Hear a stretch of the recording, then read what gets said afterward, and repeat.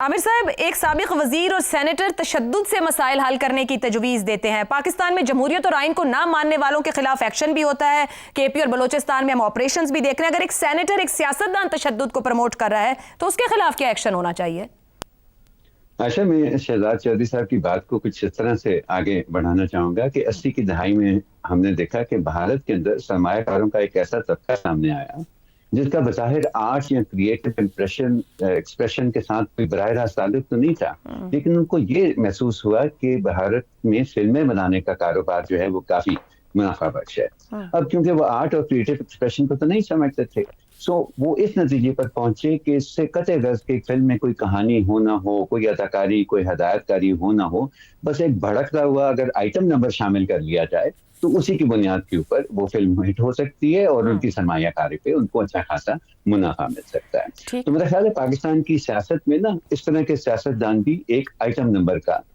کردار ادا کرتے ہیں، اور بالکل جس طرح سے بھارتی سرمایہ کاروں کے اس طبقے کا آرٹ اور کریٹو ایکسپریشن سے کوئی تعلق نہیں ہوتا، نہ ہی ان کو کی سمجھ ہوتی ہے، ان لوگوں کو بھی سیاست کی کوئی سمجھ نہیں ہوتی۔ سیاست جو ہے وہ دلوں میں رنجشیں ختم کر کے وہاں پر محبت جگانے کا نام ہوتا ہے۔ وہ مختلف مکتبہ فکر کے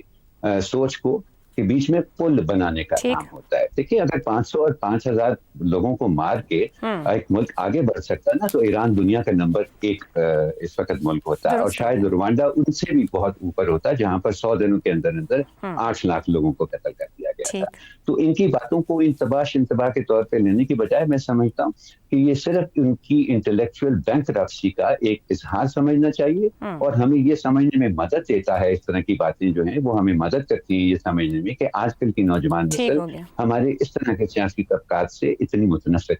درست ہو گیا، مگر میرے خیال میں یہ صرف آئٹم نمبر نہیں بنتے بلکہ پیغام رساں بھی بنتے ہیں اور ملک کی سیاست کے لیے تھریٹن بھی ہوتے ہیں، تھریٹن کرتے ہیں۔ تو زمینی حقیقت یہ ہے کہ پرتشدد سوچ ہو یا پھر عمل، یہ صرف اور مزید تشدد کو جنم دیتا ہے۔